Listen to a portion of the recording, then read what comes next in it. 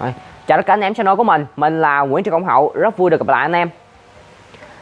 Thì những ngày gần đây á, mình nhận được rất là nhiều câu hỏi từ những anh em là làm cách nào mà để trị bệnh nấm cho những cái hồ cá thủy sinh, hồ cá to, và trị bệnh nấm hiệu quả cho những hồ những cá nuôi trong hồ kính. Thì mình đã tư vấn cho những anh em đó, và hôm nay mình muốn làm một video để mà giúp những anh em nào mà nuôi hồ thủy sinh khi mà cá mắc bệnh nấm phải xử lý như thế nào. Đó. Thì nội dung chính của video ngày hôm nay á, là mình sẽ hướng dẫn chi tiết cách phòng và trị bệnh nấm dành cho những anh em nuôi hồ thủy sinh lớn và nuôi hồ kính. Đó. Rồi, thì bây giờ mình sẽ quay cho anh em xem một cái hồ cá của mình bị bệnh nấm rất là nặng luôn. Mình đã chữa khỏi, bây giờ mình sẽ quay cho anh em xem nha. Đây, thì trước mặt anh em á, là một cái hồ cá từng bị nấm rất nặng, tưởng như là chết hoàn toàn rồi, nhưng mà bây giờ nó đã khỏe mạnh hoàn toàn và không có một con nào chết cả. Đó, thì bây giờ mình sẽ quay từng em cho anh em xem nha.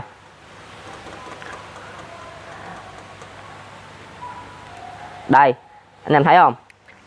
Nấm đã ăn gần như là hoàn toàn cái đuôi của con cá rồi, nhưng mà con cá vẫn sống. Bây giờ đã khỏe mạnh hoàn toàn, thì chứng tỏ là cái cách mà chữa bệnh nấm của mình là rất là hiệu quả. Cách chữa bệnh nấm của mình là không hề dùng thuốc nha anh em, dùng những cái vật liệu có sẵn ở nhà của anh em. Tí nữa mình sẽ hướng dẫn anh em cách chữa bệnh nấm như thế này. Đó, con này đã mất hết nửa cái đuôi luôn, nhưng mà vẫn bơi lội tung tăng, vẫn khỏe. Thì những cái con cá mà size to như thế này á, khi mà mắc bệnh nấm á, thường á, là sẽ chết 100% luôn, rất là khó cứu chữa. Chỉ những cái con cá tơ, con cá nhỏ á, khi mà mắc bệnh nấm á, thì mới có thể cứu chữa được thôi. Còn những con cá già này rất là khó, nhưng mà cái cách cứu của mình á, rất là hiệu quả, có thể cứu được. Đó anh em, con này là mất hoàn toàn cái đuôi luôn rồi nè. Con này tưởng chừng như là chắc chắn sẽ chết, khi mà mắc bệnh nấm chắc chắn sẽ chết, nhưng mà nó hoàn toàn khỏe. Anh em thấy không? Chỉ cần sau 2 ngày điều trị là cá nó sẽ khỏe hoàn toàn như vậy. Thì cái đuôi của nó khi mà bị mất rồi á, thì sau một thời gian nó sẽ mọc lại thôi, không có vấn đề gì cả, nó sẽ không chết được. Đó, bơi lội tung tăng, anh em thấy không? Tung tăng luôn. Đây còn một em cũng rất là bị cũng rất là nặng nè, để mình vớt ra cho anh em xem. Đây, em này là bị ăn mất một cái vây bên, từ nè, ăn mất một cái vây bơi một bên, và bị lỡ cái đầu, bị nấm ăn lỡ cái đầu luôn, ghẻ lỡ luôn, rồi thêm bệnh ghẻ lỡ nữa. Đó, nhưng mà vẫn sống, vẫn khỏe, vẫn bơi lội bình thường. Đó, anh em thấy không?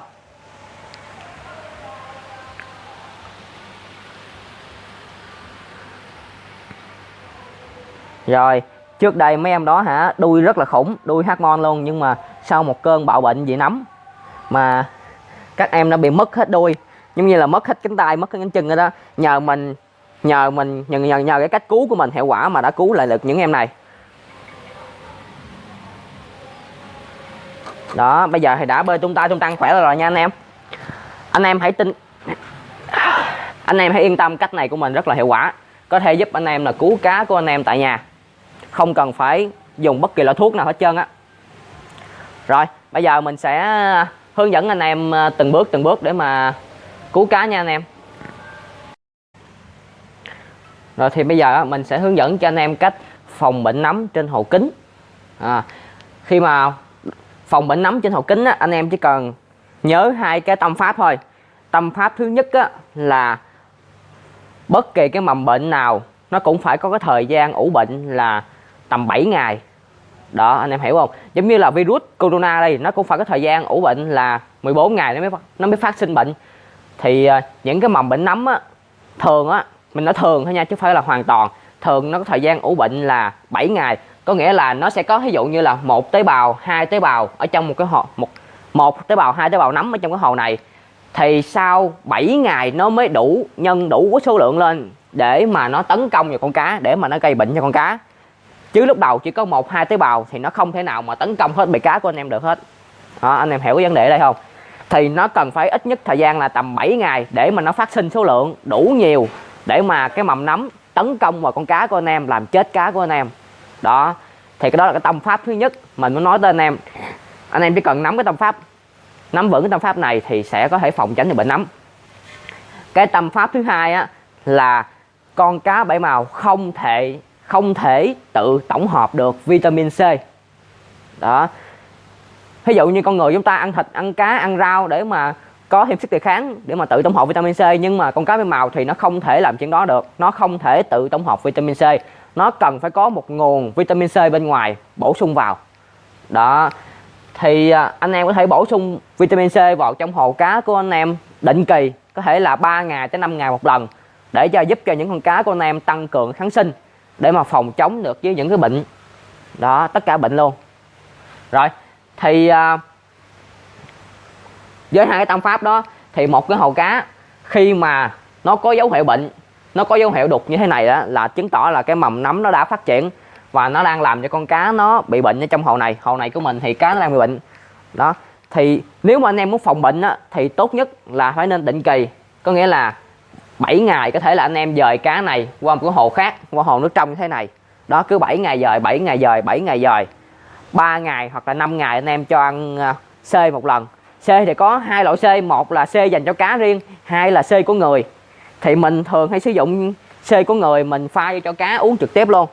Một cái hồ này của mình á, hồ này của mình là ngang 40, sâu vô 60, cao lên 20, mình cho nửa viên C, cho cá uống định kỳ, cứ 3 ngày hoặc 5 ngày uống một lần, 7 ngày mình dời hồ một lần. Đó, thì nó sẽ phòng ngừa được rất là nhiều bệnh nha anh em. Đó là cách phòng bệnh của con cá bảy màu trên hồ kính. Đó.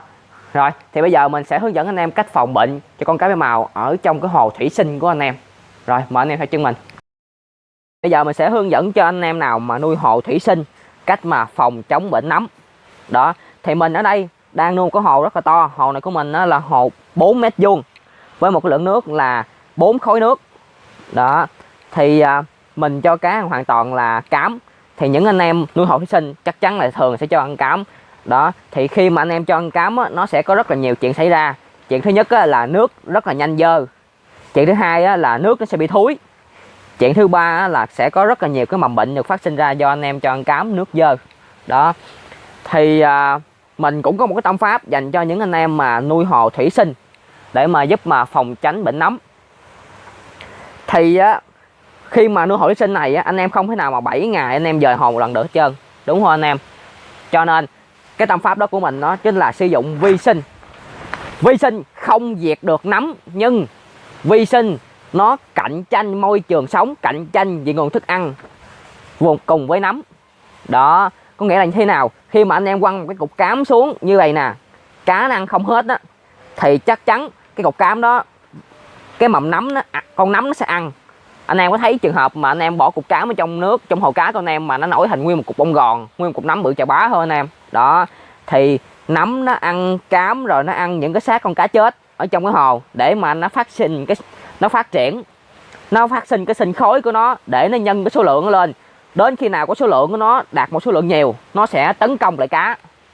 Đó, anh em hiểu ý mình không?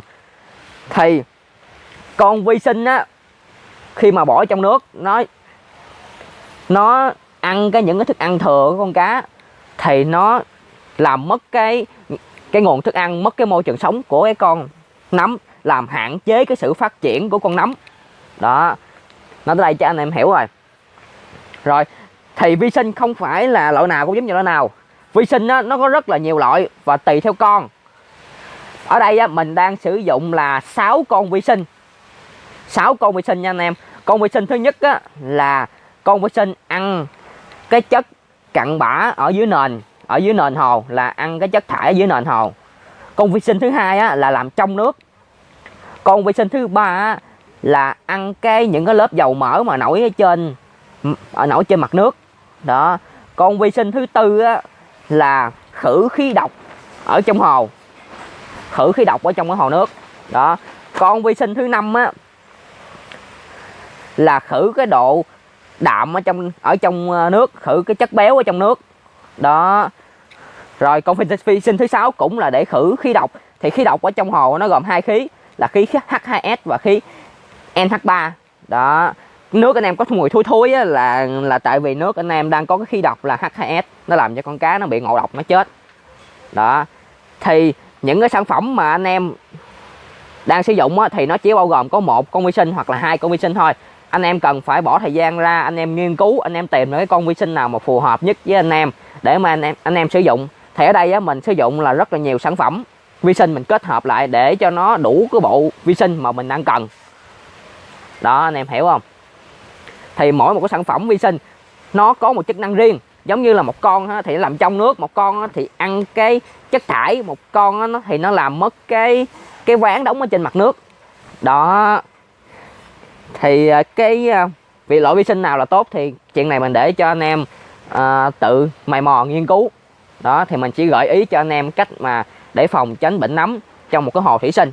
Đó là cách thứ nhất. Cách thứ hai thì vẫn phải bổ sung là vitamin C, thì bổ sung y chang trên hồ kiến luôn nha anh em. Rồi, thì bây giờ mình sẽ hướng dẫn, bây giờ đi vô trong để mà hướng dẫn cho anh em cách trị bệnh luôn. Nãy giờ là phòng bệnh. Rồi thì bây giờ mình sẽ hướng dẫn cho anh em cách mà trị bệnh nấm trên hồ kính. Đó. Thì với một cái hồ bị bệnh nấm như thế này nước nó rất là đục. Anh em muốn mà trị bệnh anh em phải thay hoàn toàn nước này, hoặc là anh em bắt cá bỏ một hồ khác, chứ anh em để trong nước này anh em trị luôn thì rất là khó hết. Khả năng thành công rất là thấp nha anh em. Bây giờ mình sẽ áp dụng cách là vớt nó qua một cái hồ khác để cho cách ly hoàn toàn với cái mầm bệnh cũ. Đó, một cái hồ nước sạch. Thì tiêu chí đầu tiên mà khi mà chữa bệnh nấm cho cá, tiêu chí thứ nhất là nước anh em chữa bệnh phải là pH7. Có thể là anh em đưa nước về pH7, hoặc là anh em dùng nước suối, nước uống của anh em gì đó, anh em đưa về pH7, anh em chữa bệnh cho cá thì nó mới hết. Chứ anh em để nước máy anh em châm vô pH 8 chấm mấy, anh em trị cỡ nào cũng không hết trơn, nó còn nặng thêm. Đó, thì đầu tiên là phải đưa nước về pH7. Rồi, thì cái cách chữa bệnh này mình đã có hướng dẫn ở một số video trước của mình, nhưng vì quá lâu rồi anh em chưa có xem lại, cho nên anh em hỏi mình thì mình làm lại video mới luôn cho anh em cập nhật cái tình hình để mà anh em biết cách trị. Thì cái thần dược mà mình sử dụng ở đây chỉ là muối thôi anh em, chỉ cần muối là đủ rồi. Đó, chỉ cần muối là có thể cứu được cái bệnh như vậy rồi. Anh em không cần phải sử dụng thuốc gì hết trơn thuốc A, thuốc B, thuốc C gì không cần biết. Chỉ cần anh em đưa nước về pH7. Thì cái hồ này của mình là hồ 40, sâu vô trong 60 và cao lên 20. Thì mình sử dụng liều là 2 chén muối hột. Chén muối hột nha anh em, chứ đừng dùng muối ăn là chết. Đó. Còn anh em nào mà chơi hồ nhỏ hơn thì có thể dùng là hồ 30 x 40, mực nước cao 20, một chén muối. Đó. Rồi mình sẽ bỏ vào đây hai chén muối hột.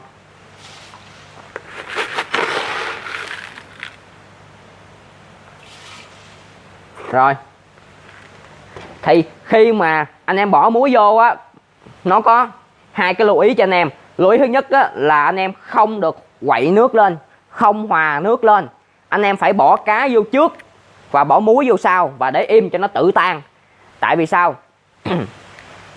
Tại vì khi mà anh em bỏ con cá vô trước, anh em bỏ muối vô, muối nó tan từ từ thì con cá nó sẽ thích nghi với lại cái độ mặn từ từ. Chứ không phải là anh em bỏ muối vô trong một cái hũ xong anh em quậy lên rồi anh em nhúng con cá vô là con cá nó sẽ chết, nó bị sốc muối nó chết. Đó.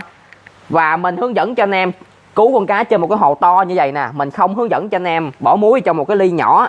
Tại vì bỏ ly nhỏ cá nó rất là dễ chết, muối nó tan rất là nhanh. Anh em bỏ vô cái bỏ con cá vô cái là chết liền. Đó, anh em phải dùng một cái hồ to như vậy, bỏ muối vô một góc như vậy nè, để cho muối nó tan ra từ từ thì con cá nó mới thích nghi kịp. Con cá thích nghi nhanh hơn cái con nấm. Đó, con nấm thích nghi không kịp, cho nên con nấm bung ra, con nấm chết, con cá sống. Đó, thì đó là cái cách mà trị nấm. Thì yếu tố thứ nhất là không được quậy lên, phải để tan từ từ. Yếu tố thứ hai là không dùng oxy và không dùng lọc. Tại vì anh em dùng oxy, dùng lọc trong cái hồ này thì khi mà nó sủi lên, nó cũng làm hòa tan muối quá nhanh, làm cá thích nghi không kịp thì con cá nó cũng sẽ chết. Đó, anh em hiểu ý mình nói không? Rồi, thì ví dụ đánh muối như vậy nè, 8 tiếng đồng hồ sau anh em phải thay nước. Có nghĩa là bây giờ chiều tối đi, mình đánh vô đây mình cứu con cá, qua sáng hôm sau mình có phải là thay 100% nước, hoặc là mình dứt con cá bỏ hồ khác, rồi mình xem coi con cá nó đã hết nấm chưa. Nếu như mà con cá nó đã hết nấm rồi thì ok, là con cá anh em đã khỏe lại rồi á, như những con này vậy nè, đã khỏe rồi. Còn nếu như những cái con cá mà nó to quá, cái mà những con cá nó to quá, nó bị nặng quá, nó không thể hết liền trong vòng 1 ngày được á, thì anh em phải đánh thêm một lần nữa. Có nghĩa là anh em dứt với con cá bỏ qua hồ mới, anh em đánh tiếp tục 2 chén muối và ngâm tiếp tục là 8 tiếng nữa. Đó, sau đó anh em kiểm tra xem con cá của anh em đã khỏe chưa. Rồi nếu như mà khỏe rồi thì thôi, không có vấn đề gì hết trơn. Nếu như mà chưa khỏe nữa thì con cá của anh em nó đã bị nấm, cộng thêm cái nữa là nội ký sinh, là nó bị ký sinh bên trong con người con cá nữa, cho nên không thể nào hết được. Lúc đó là anh em phải dùng biện pháp khác, thì mình sẽ làm một video khác để mà hướng dẫn anh em cách chữa trị cá khi mà bị nội ký sinh đó. Còn bây giờ là cách này á, là chữa những cái mầm nấm bị bên ngoài, giống như là nấm ăn mất đuôi, nấm đốm trắng hay nấm bông gòn nằm ở phía bên ngoài con cá, thì nó sẽ trị được hoàn toàn đó. Còn bị nội ký sinh thì phải một video tiếp theo mình mới nói được đó. Thì đây là cách cứu nấm, chữa trị nấm ở trên hồ cá, trên hồ kính.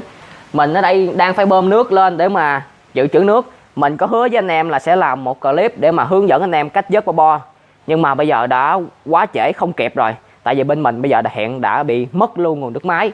Mình phải bơm cái ao nước mà nuôi bo đó lên để chứa trên dàn hồ trên đây để mà sử dụng, chứ bây giờ không còn nước để sử dụng nữa anh em. Mình không còn nước để sử dụng nữa.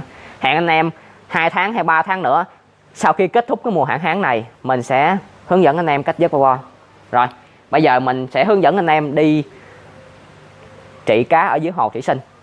Ok.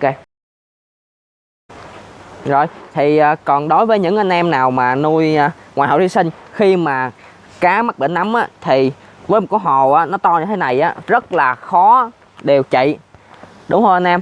Một cái hồ to như vậy anh em quăng thuốc hay là quăng muối xuống á, nó rất là khó, nó không có hiệu quả lắm. Mình sẽ hiến cho anh em một cái kế phải nói là rất là hay luôn, để mà cứu những con cá mà ở ngoài hồ thủy sinh của anh em đó. Cái cách đơn giản và hiệu quả nhất đó chính là anh em vớt hết cá, anh em đem vào trong hồ kính, anh em chữa trị y chang như cái cách mà chữa trị trên hồ kính mà mình đã hướng dẫn cho anh em đó. Đó là cách hiệu quả và đơn giản nhất. Chứ bây giờ mà anh em quăng một đống thuốc hay là một đống muối xuống cái hồ bự chà bá này á, thì nó rất là khó, không thể cứu được đâu anh em, rất là khó đó. Rồi thì video của mình xin kết thúc tại đây. Hẹn gặp anh em ở những video sau. Chào anh em.